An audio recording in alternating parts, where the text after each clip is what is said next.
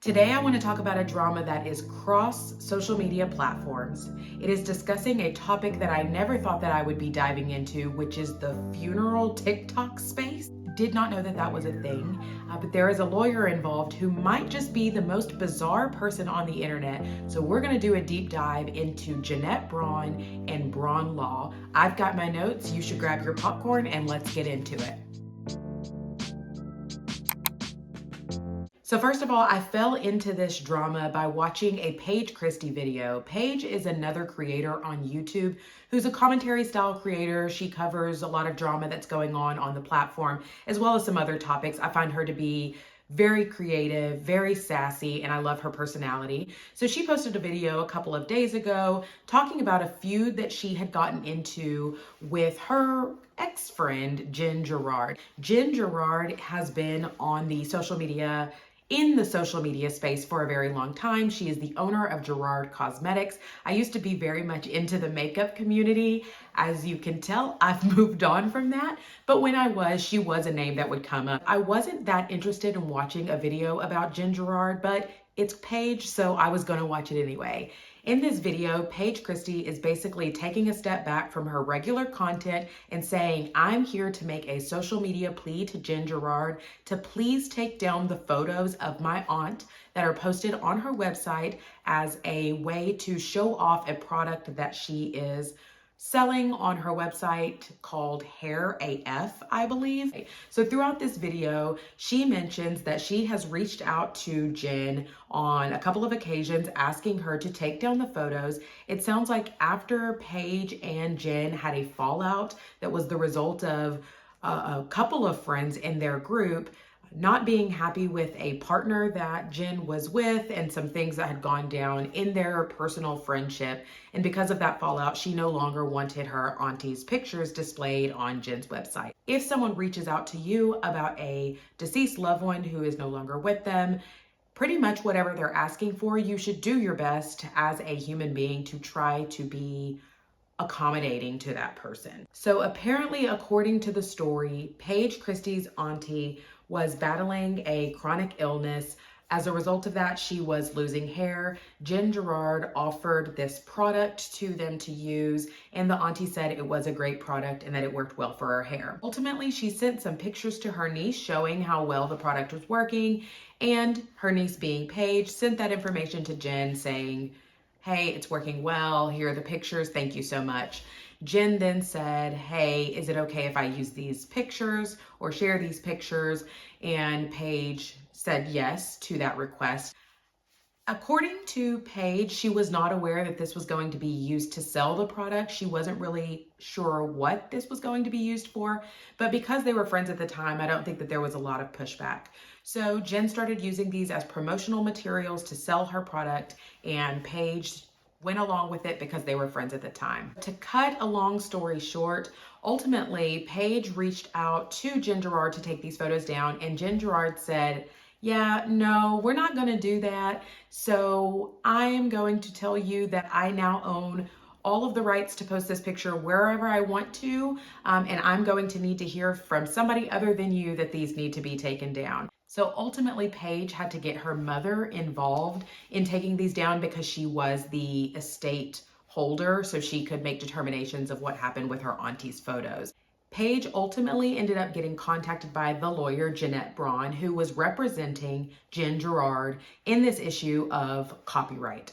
So this kind of just led me into the story. This is the first time that I had heard the name Jeanette Braun. So I didn't really think much of this video after I watched it. I probably gave it a huge thumbs up, and I kind of moved on through a couple of days. After that, I happened to be wandering the wonderful space that is YouTube, and I came across a video from Marky. That is not his first name, but that is his channel name, talking about another situation that I was completely unfamiliar with, but in true Mercedes fashion, why not watch a 15 to 30 minute long deep dive on a topic that you have never heard of in your life. This video happened to be about a TikTok creator, Lauren the Mortician. At the time that this video was posted, I did not have a TikTok. However, I have since gotten a TikTok, and boy, it's wild over there. So in Marky's video, he is discussing a feud that is going on in the TikTok space between Lauren the Mortician and Jamie Grayson. The beef is a very strange situation. So Lauren, who is an ex-mortician and is in the funeral space posting niche, which has to be a very unique niche. There is literally a space for everyone on the internet. So if you think that you're weird, trust me, there are people out there that are just as weird as you. From my understanding, Lauren generally posts content answering questions about the funeral space, like mortician services and experiences that she had while working as a mortician. Jamie Grayson is a child safety specialist. He does have an acronym behind his name, but I cannot remember exactly what it entails.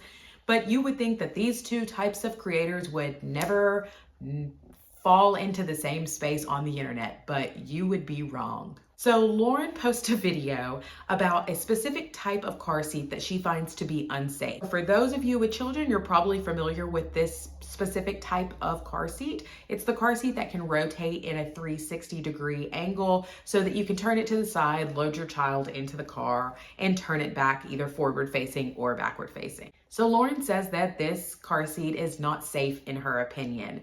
And Jamie, being a safety specialist for children, post a collab of that video saying, hey, everybody, and this is very much a summation of his statement. Hey, everybody, calm down. Those are perfectly fine. Basically, any car seat that you find in the store is 100% certified as safe for your child. So following Jamie's response, you would think this is a pretty straightforward TikTok back and forth. Really not even a back and forth, just somebody commenting on something that they found to be incorrect or inaccurate on the internet. But later on, Lauren posts this response stating, would you take baby product advice from a man who has no children, has 12 to 15 strollers inside their living room, also attempts to give baby wearing baby carrier product recommendations, car seat recs, and high chair recommendations to actual mothers? You know, just wondering, hypothetically and all, because I sure the F wouldn't, especially when they link these products conveniently in their bio for you to purchase so they make commissions and gain financially from that, never having used the product with a physical baby on a day-to-day basis. Nah, me either, just checking. Oh, end quote. So let me weigh in as a mom of 2 toddlers. I definitely am taking the advice of a safety specialist and not random moms on the internet. As a person who gets unsolicited mom advice anyway on the internet, yeah, no, I'm definitely taking the recommendation of this random man on the internet. And to insinuate that he is some way strange for being in the role that he's in without having kids, I mean, what you talking about? Like, I really, reading this response, I thought to myself, like, did she say this out loud on the internet? But she did. She did say that. So the internet started doing internet type things, and I am a child of the internet. I live on the internet. I spend most of my time on the Reddit machine. And if Reddit's looking, they will find it. So what did Reddit find?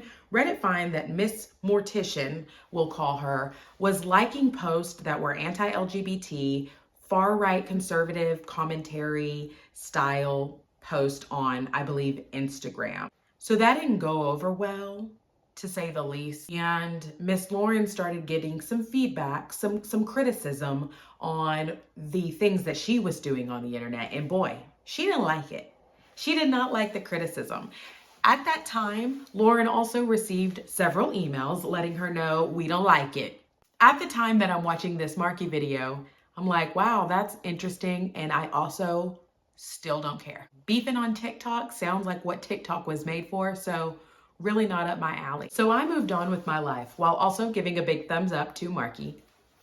Good job, guy. But for some reason, this didn't end. This kept going. So how we got here to me making a video about this subject that no one cared about at the time is based on the involvement of a lawyer named Jeanette Braun. So for those people who were responding via email to Miss Mortician about the things that she was posting on the internet, one of those were a wonderful and beautiful, fabulous person by the name of Caffeinated Kitty on TikTok. I don't know much about TikTok, but this girl is my spirit animal. Caffeinated Kitty calls herself a villain life coach, which if I could start my younger years all over again, yeah, absolutely. Same girl. Villain, absolutely. Caffeinated Kitty contacts either in some way through Miss Mortician or through this lawyer lady and says, listen, people are going to keep making these deep dive videos about you if you just don't own up to your stuff. Just say what you did and say you're this, say you're that, and move right along. So Jeanette responds to Miss Caffeinated Kitty and writes her a pretty intense email in response. So a quick summary of who Jeanette Braun is. According to Jeanette Braun's website, Braun Law at the internet, she is a lawyer. She does lawyer things and she helps creators with the things that lawyers do. I found the funniest thing on her website, which is she says meet the team and she's the team. So just put like meet the owner. I don't know, just your website kind of sucks. All right, so Miss Braun is a lawyer, and I don't know if I'll be using any of her pictures or any of her information because it doesn't seem to be going well for other people, and I have no money. So I'm just gonna keep it, I'm gonna keep it clean over here and stay out the business. So Jeanette sends Kitty an email response. I didn't just call her Kitty. Yes, I did. She's gonna be Kitty from here on out because I don't know her real name. She sends Kitty an email and says, girl, you are harassing my client. You are blackmailing my client. You're doing all of these things. And those things are punishable by this amount of fine and this amount of jail time by federal law regulation. For me, here's where it just gets too wild. After this email, there are 2 wellness checks called in on Miss Kitty. To the police. Now, this was not to 911. This was to a non-emergency number, but girl, not over internet beef. And if you have not heard these calls, you won't understand how I feel. The first call that I heard was from, allegedly from Lauren, the mortician herself. She was saying that Miss Kitty was acting erratic on the internet. She was posting all this wild stuff. And the dispatcher, they'd been at work all day. It was very clear. They were asking Lauren, like, what are you calling me about? And she said, oh, I'm calling for a wellness check. I'm really concerned about behavior. And she was like, how do you know her? Through the internet? What'd she say? Did she say she was gonna hurt herself? Well, no, she's blackmailing people on the internet. Is she blackmailing you? Well, no, but someone that I know. Girl, y'all, wait, you go to sleep, go to bed. This was go to bed. Such a waste of everybody's time. But then it gets so much worse because this attorney, this lawyer also calls in a wellness check for this girl on the internet. And when I listened to this call, I was in my car, I was driving, and my mouth, I couldn't close my mouth. Because not only does she say the exact same things that allegedly Lauren says in the previous wellness check call, she says she knows her address, she knows her full name, and this is just a girl on the internet, right? She also tells her, and she lives on the blank floor of her apartment complex. How do you know that? How did you know that? That was so creepy to me. So at this point, I'm listening to this call and I am all in. I am like, I need to know everything about this person. I need to know how she got involved in multiple dramas at the same time with well-known creators. Paige Christie is a pretty well-known creator in the YouTube space, and Caffeinated Kitty seems to have quite a following on TikTok. Now, she doesn't have the same amount of followers. She doesn't have the same amount of followers as Lauren the Mortician, but I think on TikTok, I don't know, it's relative, right? It seems like on TikTok, people that wouldn't have as many followers on a platform like Instagram or on YouTube will get a much larger audience because it's so quick to view their content. So I really don't know how large of a creator Caffeinated Kitty is. I hope after people see her after this mess, I'm a subscriber, girl. I'm gonna be with you forever. You're the best thing on the internet. So I dive into the Reddit machine, a deep dive on Jeanette Braun, and I see a post from Jamie Grayson saying that his TikTok page has been copyright claimed, I believe, and it has now been taken down permanently. So Jamie specifically shows the copyright claims that have been made against him and the content that it is referring to. And based on those copyright claims, it's pretty clear that it is related to, in some way, Lauren the Mortician post that he had used. So obviously Reddit is mad. Reddit is all mad. And they're talking about this in multiple threads. I see it in the TikTok gossip thread. I see this in the Lauren the Mortician Snark page thread. It's kind of all over the place. And rightly so, when something explodes on the internet, it is going to get covered by commentary YouTube channels on the platform. One of the YouTube creators that picks up this story and covers it in their podcast, Do We Know Them, are Lily Marston and Jessie Smiles. Now, they go into a pretty deep dive into all of the information that we covered related to Lauren the Mortician and Jamie Grayson, but at that time, it does not include any information about the Paige Christie drama. A few days after they post their deep dive into this situation, and really it was just a normal podcast episode where they talk about drama that's going on the internet, they post a follow-up video saying, this lady is trying to take down our page, and Lily had some things to say about it. So she had posted on her Twitter about them having some issues of copyright claims or copyright strikes on their YouTube channel. Now, again, I've been on YouTube for 5 minutes, so I don't know all of the details related to copyright claims versus copyright strikes, but Jessie and Lily do go into a lot of detail on the difference in those in their podcast episode. They also are now aware of the drama between Paige Christie and this same lawyer, as well as a lot of other creators that are now coming out and talking about their experience with Jeanette Braun. So according to, and allegedly on the internet, they're saying that Jeanette Braun is a content creator lawyer who is in the business of taking down any information that is in critique or criticism of her client. Jessie and Lily feel like this is an obvious and blatant abuse of the fair use YouTube rules. And honestly, based on their assessment of their experience in this situation with YouTube, it sounds like there is some, at minimum, confusion as to how these rules are to be used on the platform. So according to Jessie and Lily, the copyright strike, the second copyright strike on their video, was placed on a video that they had discussed some of the information that is on Lauren the Mortician's TikTok page. Jeanette originally submitted the copyright strike takedown of the video, and YouTube was in favor of Lily and Jessie, saying this seems to be falling under fair use and we are not going to be taking down the video, and that copyright strike was taken down. Jeanette allegedly follows up with the exact same copyright strike, and for some reason YouTube agrees with that exact same strike and ends up taking down or copyright striking Lily and Jessie's channel.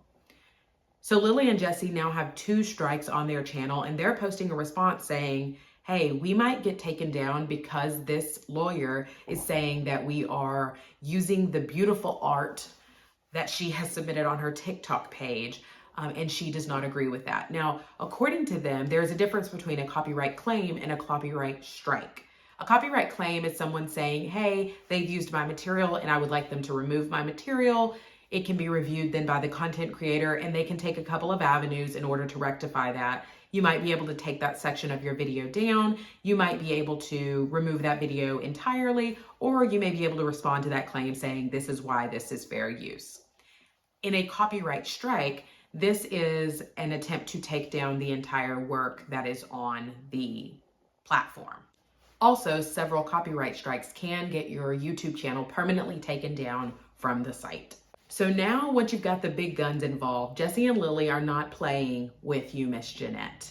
They are going to stick up for what they believe is a fair use of the information that they have posted. I am not an expert on fair use. I have done a lot of reading on YouTube's policy into fair use. As a person who's interested in making commentary style videos, this is very interesting to me. In most of the commentary around this subject of copyright and fair use, people refer to the H3H3 production lawsuit that was won by Ethan and Gila Klein back in 2017. According to this lawsuit, the YouTube community really saw this as setting a precedent for commentary style and criticism style YouTube channels on the platform. It really did open the doors for people who want to make critiquing type commentary on the YouTube space to use a piece of material that has been posted by another person on either the platform or other platforms in a transformative type experience for their viewer. So while this is all going on, behind the scenes, Paige Christie is also receiving a copyright strike on her channel, which she was unaware of. So over a 2-week period, when she posted her video about Jen Gerard and Jeanette Braun did submit a copyright strike on her channel. YouTube immediately said, we don't think that this is an issue. We do think that this is fair use. And they did ultimately reach out to Paige Christie and let her know that this was happening. Paige Christie released the funniest video on her entire channel as a response to the copyright strike that happened with Jeanette Braun. She ate that girl up. So in summary, where do we go from here? Where is everybody at? It looks like we have Lily and Jesse fighting for their rights to post things on the internet. We've got Paige Christie just giving people the middle finger, which we're here for and we love. Paige, call me, we're best friends. And we've also got Caffeinated Kitty. And that's really all we needed, so we'll take it. Where do I stand in all of this?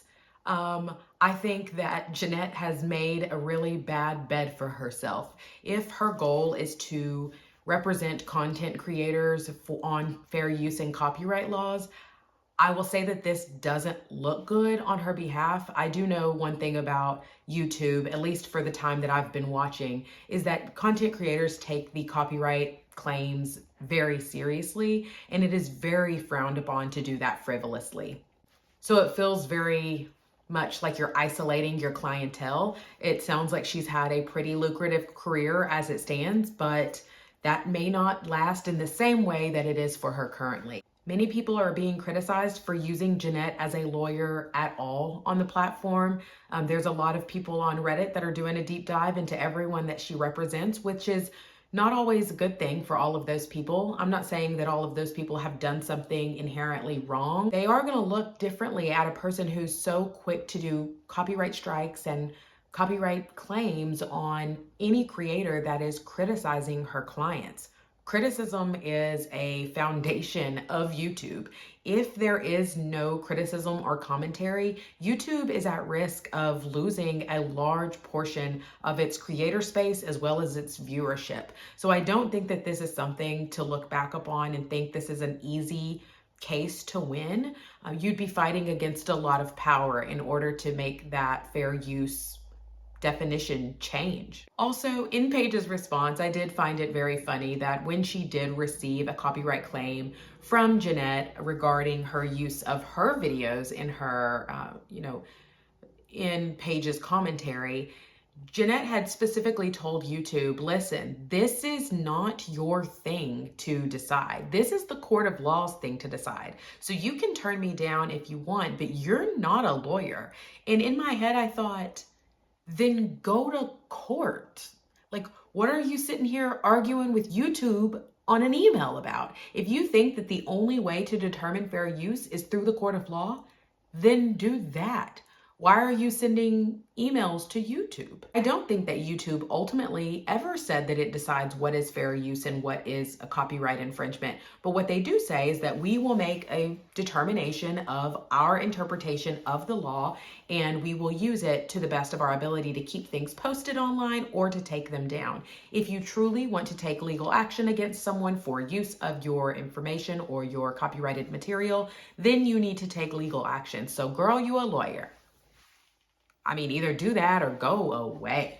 Thank you so much for watching my video. Please don't forget to like and subscribe if you'd like to hear more from me. We will be talking about a lot more drama in the next couple of weeks, so I would love to have you here with me. Bye.